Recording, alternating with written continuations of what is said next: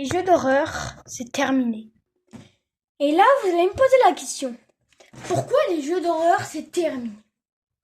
Bon, il y a plusieurs choses pour les raisons de la mort des jeux d'horreur.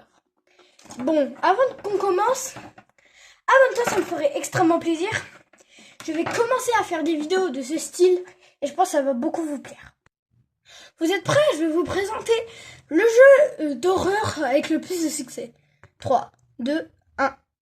Five Nights at Freddy's. T'as un gardien de nuit où tu dois surveiller des animatronics, Bonnie, Chica, Foxy, etc. Et au fil de la nuit, ils avancent. Ça a beaucoup plu aux gens. Et là, vous allez me dire pourquoi tu parles de ce jeu et Excalibur. En fait, c'est simple. Ce jeu, c'est le plus connu de tous. Mais bon, on peut se dire que, ouais, cool, ok. Sauf que ce jeu a des mécaniques incroyables. Il est révolutionnaire. Si on regarde Poppy Playtime, qui a aussi dominé les jeux d'horreur, bah pareil, il a des mécaniques incroyables. Et Tiny Topet, c'est la même chose. Mais on peut pas tout mélanger, on peut pas faire le jeu ultime comme ça. Pourquoi? Parce qu'ils ont des trucs qui ne vont pas ensemble. Five Nights at Freddy's, ce qui est incroyable, c'est le fait que ce soit point and click, que tu puisses pas bouger. Mais dans Poppy Playtime, un truc incroyable, c'est ses mécaniques. Sauf que justement, ces mécaniques, ce sont des mécaniques où t'es obligé de bouger. Bref, vous avez compris, ils vont pas ensemble. Et surtout, l'une des plus grosses raisons de la mort des jeux d'horreur, c'est parce que les développeurs ne prennent plus le temps de faire ça. À cause des trends, il y a des jeux d'horreur ne percent plus. Et là, vous allez me dire, oui, c'est quoi le rapport? Parce que quand t'as un jeu de merde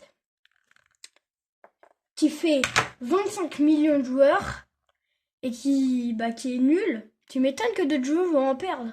Je pense que Steve Brainrod et Roblox en général, à lui tout seul, il fonderait des dizaines d'autres jeux. Mais bon. Après, on sait pas si c'est vraiment ça.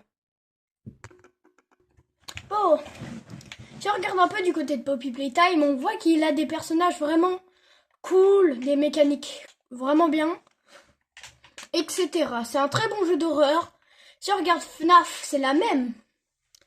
Mais tous les jeux d'horreur ont quelque chose en commun qui change, comparé à Steve Brainrod qui pue. Mais en fait, si on réfléchit, on pourrait se dire que c'est parce que ça lasse les gens, parce que les gens ils en ont marre. Je pense que c'est pas vraiment ça.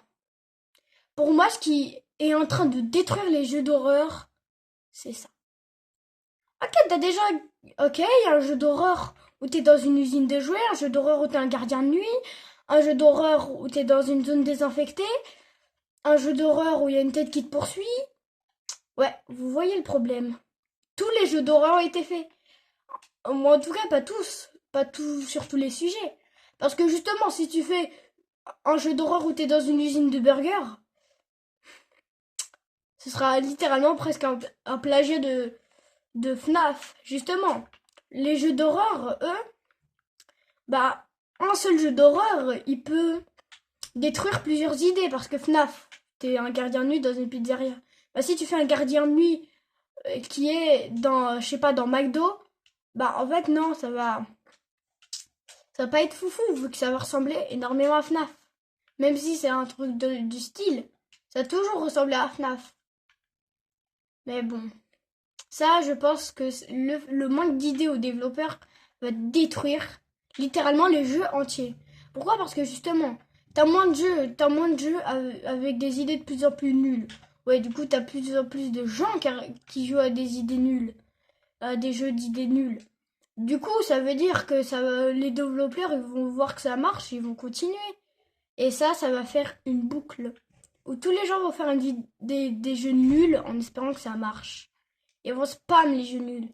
Justement, du coup, ces types de personnes ne pourront jamais jouer à Poppy Playtime ou d'autres jeux du style. Parce que, justement, déjà, ils ne seront pas habitués à la difficulté. Et de deux, c'est simple.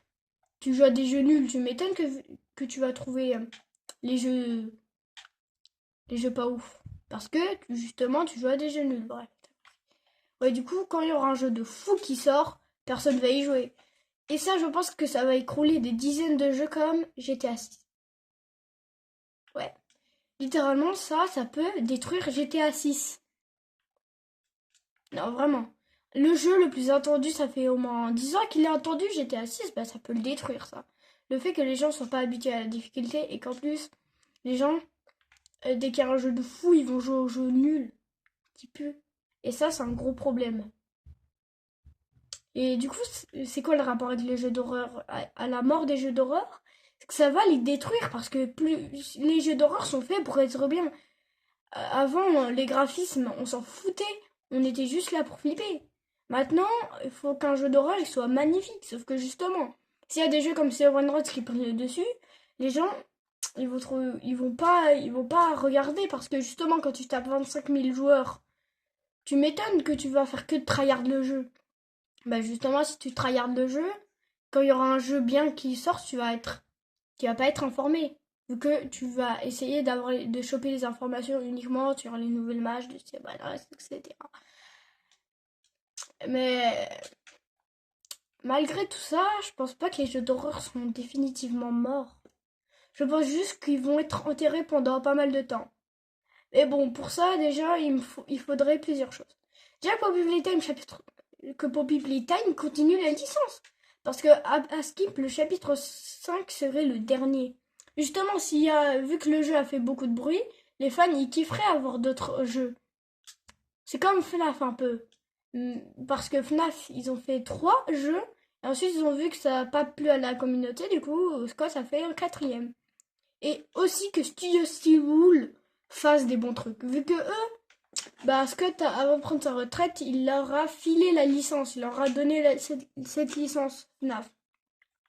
Et depuis, ils font n'importe quoi. Le Security Breach, personne ne l'aime, frère.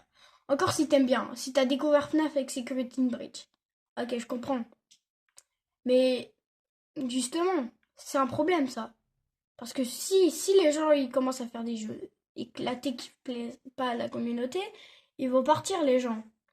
En voyant que c'est nul. Mais après, je pense pas que c'est définitivement mort, comme je le dis depuis 10 000 fois, ouais. Ça fait plusieurs fois qu'on se contredit. Mais vous inquiétez pas. Parce que justement, déjà popularisé le chapitre 5, qui est, je pense, pour moi, le jeu d'horreur le plus attendu de 2026. Enfin, je pense que ça va l'être. Vu que le jeu, déjà, Poppy Playtime a des mécaniques incroyables. Bah alors là, s'il fusionne le chapitre 1, qui était le meilleur, avec le chapitre 4, avec la meilleure histoire, et en plus de ça, avec sa longueur, ça peut être incroyable. Et surtout avec les textures du chapitre 3. Et l'horreur qui va avec aussi. Mais moi, j'avoue que j'aime beaucoup les jeux d'horreur. Mais ils font plus de stats, ça c'est un problème. Et bon, après, je dis ça depuis tout à l'heure. On se contredit, mais les vidéos font... Mais je dis ça alors que ma vidéo la plus vue, c'est Poppy Playtime. Ouais, vous avez bien entendu. C'est choquant de se dire ça.